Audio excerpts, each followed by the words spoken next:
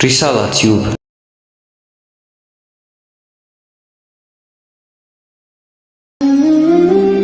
ኢስቲቃማ በአላህ ላይ ትክክለኛ ውስጣችን ቀልባችን ተስተካክሎ ከሆነ አላህ Subhanahu Wa Ta'ala ይሄ ሁሉ ሰዓት ለምኘው ለኔ ያልሰጠኝ አላህ እንዳልጠፋ ብሎ ነው። አላህ ለነገ አዘጋጅቶልን ነው ብለን እንጂ ጨቅጭቄው ለምኘው አላህ ምንም አልሰማለኝ አይባልም። ድንገት የመጣ በላ አጥፍቶ ሊሆን ይችላል፣ ወይ ለአኺራ አስቀምጦት ሊሆን ይችላል፣ ወይም ደግሞ ገና ዱንያን አልጨረስክም ወይም አልጨረሽም ለዛ አዘጋጅቶ ሊሆን ይችላል።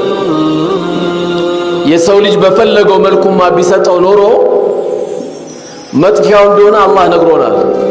ወለው በሰጠ አላሁ ሪዝቀን ሊዕባዲሂ ለበገው አለ። የሰው ልጅ አላህ ትሩፋቱን ችሎታውን ርዝቁን ብትን ቢያደርግለት ድንበር ያልፋል አለ። የድሃ ፊት ለማየት ይጨነቃል፣ የአሮጊት ፊት ለማየት ይጨነቃል።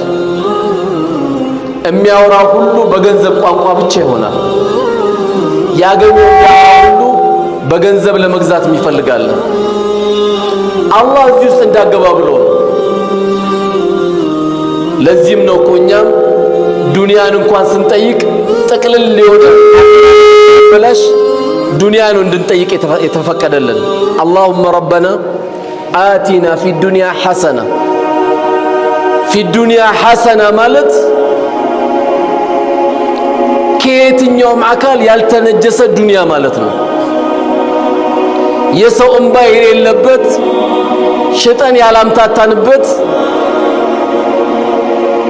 ታላቅ ነን በዚህ ቤት ከኔ የበለጠ ተሰሚ የለውም ብለን ያላጭበረበርንበት አንዳንዴ ቀልብ ሲታፈን ከቤተሰቡም የሚወስዳለ ከእናት ከአባቶቹም ልጆች የሚወስዳለ ይሄን ጸዳ ያለውን አላህ የሰጠው ሰው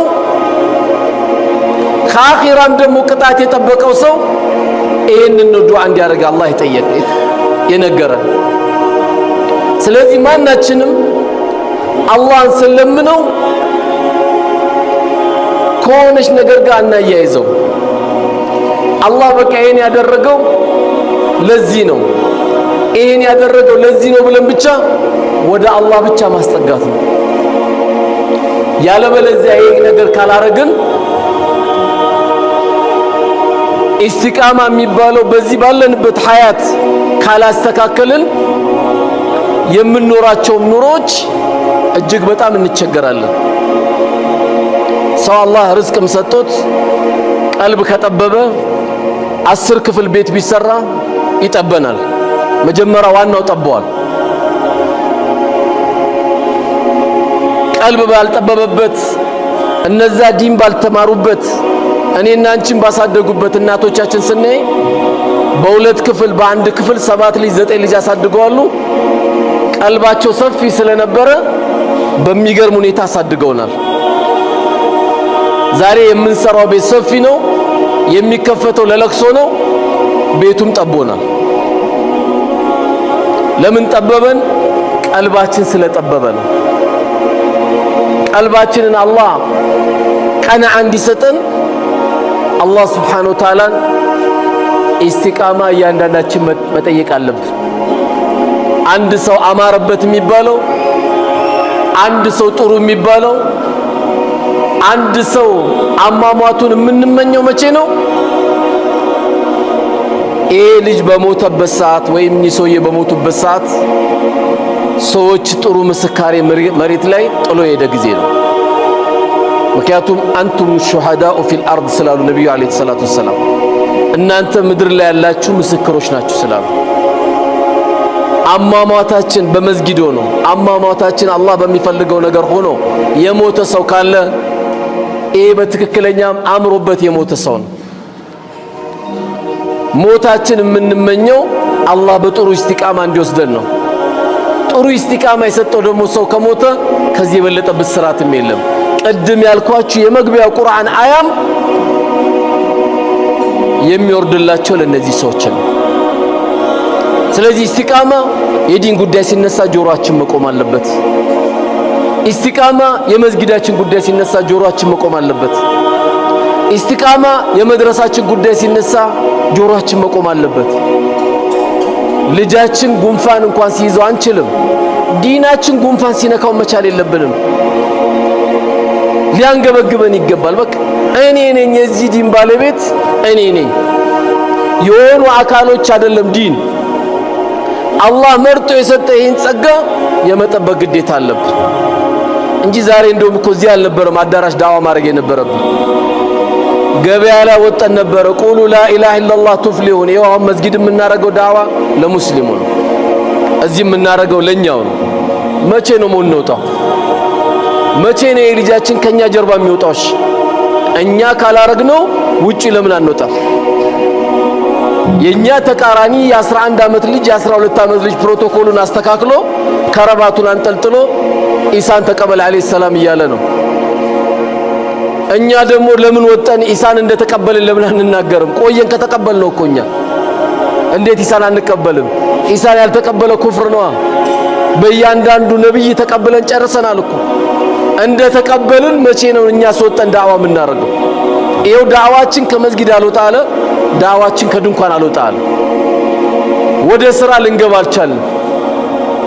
የዚህ አይነት ልጆችና የዚህ አይነት ትውልድ መፈጠር አለበት።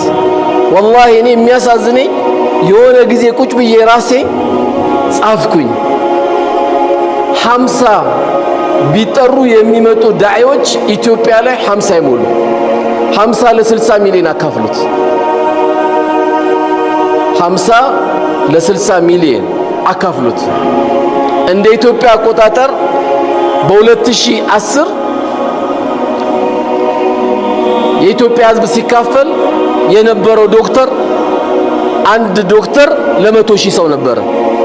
አንድ ዶክተር ለ100,000። ስለዚህ ከዚህ በኋላ ዶክተር ብዙ ማሳከም አለብን፣ ማሰልጠን አለብን፣ ማስመረቅ አለብን ተብሎ በዚች ባለችው ደግሞ 5 ዓመት ብዙ ዶክተሮች ወጡ። ለምኑ? ለጨጓራው፣ ለኩላሊቱ፣ ለጉበቱ፣ ለካንሰሩ ሐኪም እየተገኘ ነው። ትውልድ ግን ዋናውን ዶክተር ግን እያጣ ነው። ዋናው ዶክተር ወደ አላህ መንገድ የሚጣራው ነው። ትልቁ ዶክተር ምድር ላይ አለ ከተባለው ትልቁ ዶክተር በአላህ መንገድ ዳዋውን የሚያስተላልፍ ሰው ነው። እኛ እንግዲህ 60 ሚሊዮን ለ50 ሰው አካፍሉት፣ አረ ለ1 ሺህ አካፍሉት።